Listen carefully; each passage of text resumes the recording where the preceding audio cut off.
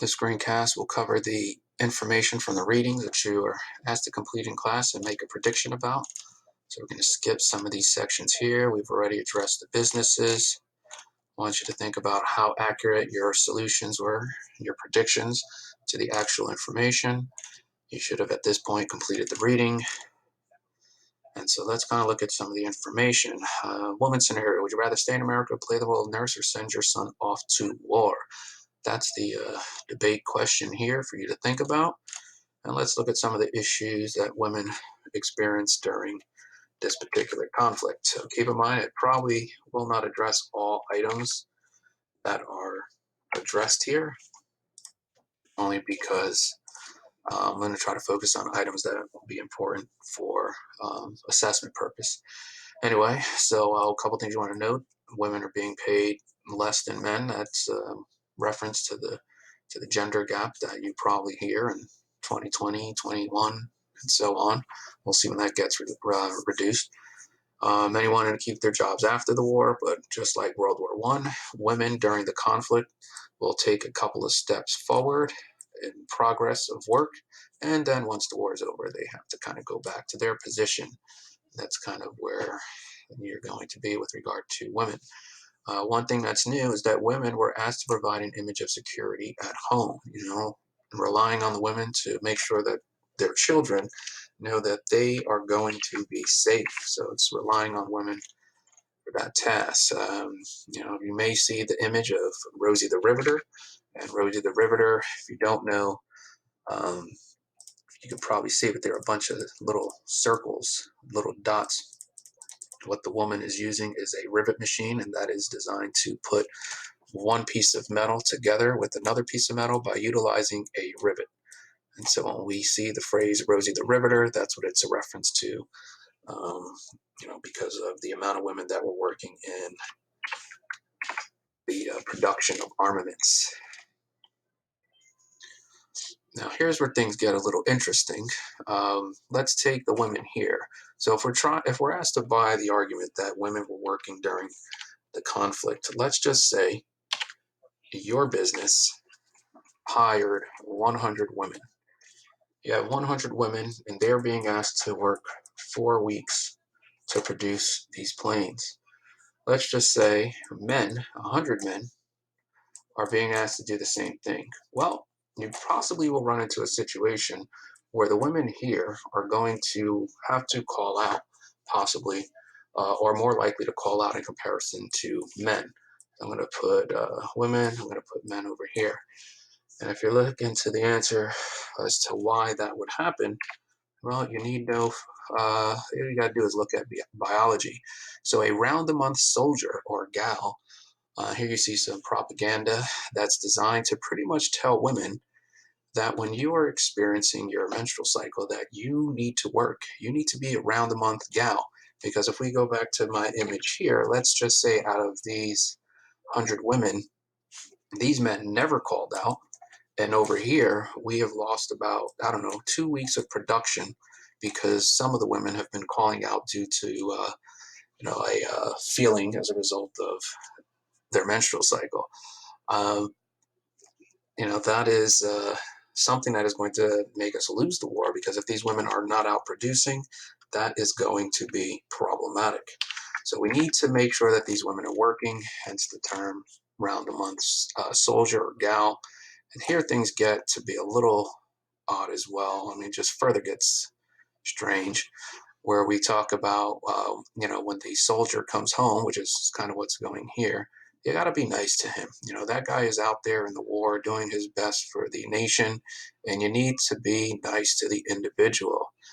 Don't be mean to that individual. And also keep in mind, notice the advertisement here is for Kotex. That is from the early 40s. All right, let's take a look at the Mexican group. Would you stay in Mexico, go to work in agriculture in America, or enlist in the United States Armed Forces? So here's a perception of some of the Mexican youth, primarily the Mexicans that are on the West Coast. Now, a couple things you need to take note of is that the United States is starting to ration items. And what that means here is that they are identifying things like metal, things like oil, anything that's needed for the war effort. And they're trying to say that we need to figure out a way to ration this stuff. We need to save it for the soldiers. And so they are cutting back here on fabrics, the War Production Board. So it's like the government is now regulating the economy. I thought we weren't communists, but for some reason during war we become whatever.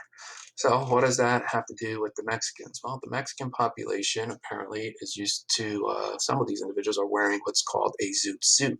So here you see a zoot suit. Notice the long jacket and the pants that are requiring fabric. So the issue here is that as some of the Mexican youths are wearing these zoot suits, American patriots are claiming that they're not patriotic because these individuals are not following the War Production Board's rationing policies with regard to the use of limiting the amount of fabric. So that's kind of what's going on here. Eventually, you see a couple of events that happen during the conflict.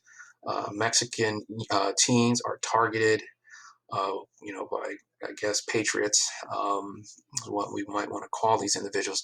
But one way to show to target the Mexican population would be to strip them of their zoot suit, which is kind of what's going on here. You notice the police officer is standing around, and so the zoot suit riots is something that you could look up, and then the zoot suit riots, that's pretty much what's going on. They're targeting the Mexican youth, stripping them of their suits, and there's a debate whether or not they're doing it because they're Mexican or whether or not they're doing it because they're being viewed as not patriotic.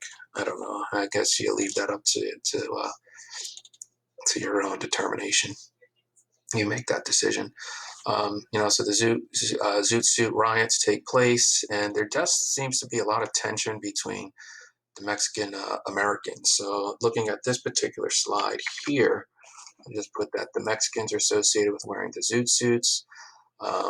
There seems to be a bunch of people that are moving to California to gain jobs in the defense industry. And here we have yet another program, the Bracero program. And with the Bracero program, the United States government is encouraging Mexican migration because they need the labor in the farm industries. So if you ever figured, we're thinking, well, why is Cesar Chavez protesting in the civil rights movement? Why is he there? In the 1920s, we went over the Mexican Repatriation Act, where Mexicans were deported, sent back to Mexico. And so it's weird. During World War I, we have encouraged Mexican migration. We want it. And then 1920s, depression hits, and now we want to discourage it. So immigration from Mexico is discouraged, and then we're going to start sending people back. And then World War II begins, and once again, we need Mexican labor. And so the Bracero program was a program designed to, attract Mexican laborers. So how is this of any significance? Well, these Mexicans are showing up in great numbers. They're migrating in California, and this starts to really set off tension between the local population as well as this new group of immigrant Mexicans that are showing up. And the youth, if you are a teenager, Mexican teenager, you probably are in a really odd situation because you have no real connection with America, and you're probably maintaining more of an allegiance to being Mexican. And so that's kind of what I want you thinking about there. All right, let's look at the Japanese scenarios. Would you stay in America or leave after Pearl Harbor? So the Japanese American citizens, they are going to be targeted primarily because of their look. So if we look at this particular image here, uh, Japanese keep moving. This is a white man's neighborhood. Instruction to all persons of Japanese ancestry. Take a look at this image here. What does it say? No Japanese wanted. Now, keep in mind, Japs would be a derogatory term for the time. This is saying, they don't want their kind here. So, like, if I'm this particular family, I'm probably going to be fearful for my life. I don't know. I don't, imagine a scenario where, you know, uh, a mob of angry American patriots show up and they are looking at me after Pearl Harbor and saying, you're responsible for Pearl Harbor. You need to get the hell out of this country. We don't trust you. Now, let's just say this individual happens to be Chinese. I just don't think that in that moment, he's going to be able to convince otherwise. So I don't know how I feel about the Japanese, what ultimately happens to the Japanese. I do think that it's wrong, but the government is using the argument that it's for the safety of everybody involved. And so what's going to happen is they're going to set up these circles, which are, relocation camps, where they are going to send Japanese American citizens to these camps. And this is used as the argument used here is that this is a safety measure. This is a war measure. Um, that's what one of those camps would look like. Here I made a reference to the murder of Balbir Sodi.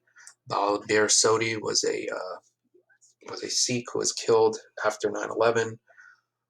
I guess the people involved in his murder, as well as his brother's murder, they looked at this individual and felt that he was associated with Al Qaeda, and that seemed to be something common after 9/11. I would not want to be a Muslim going to school or going anywhere after 9/11, and nor would I want to be a Japanese child going to school or going anywhere after Pearl Harbor. Um, that just wouldn't be something that I'd want to do. Keep in mind, we've already addressed the charts that were created to tell the difference between a Japanese and a Chinese. And so, as we look here, it's a would you rather scenario. And just think about this: what's common here? If you're looking at any of these scenarios, and I know you might say it's wrong to compare suffering, and all of these scenarios just have a lot of similarities with regard to viewing the group as a perpetrator, the group fearful for their own safety, defense. What's the role of government? A lot of those questions kind of come up there. Anyway, let's look a little bit more at some of the Japanese um, issues here. So now this is just some information here that you could just jot down as far as terms are concerned.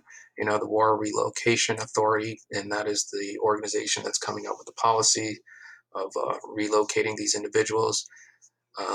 400 million would be lost in Japanese property, and this would be an issue that during the civil rights movement, Japanese lobbyists would try to get that money back. And think about 8 people living in an area that's 20 to 25 feet. That's probably the size, that's smaller than a classroom. Keep in mind 442, and for those of you that are Cobra Kai and Karate Kid fans, keep in mind that Mr. Miyagi fought in the 442, and you can look at his tales. Just to kind of put it, this would be Mr. Miyagi, and he's whatever. He kind of got the point. Anyway, um, so we kind of looked at the sheet for this already in class. We kind of address Japanese American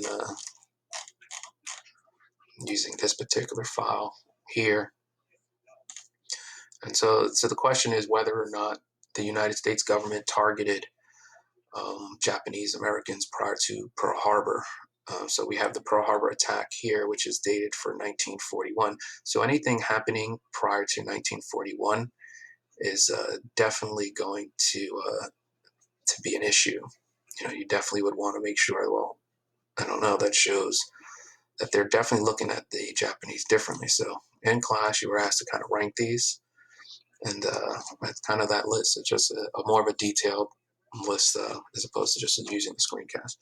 So this ends part 1 for domestic. Watch part 2 to figure out the African American and the other groups involved and what they experienced domestically in the United States.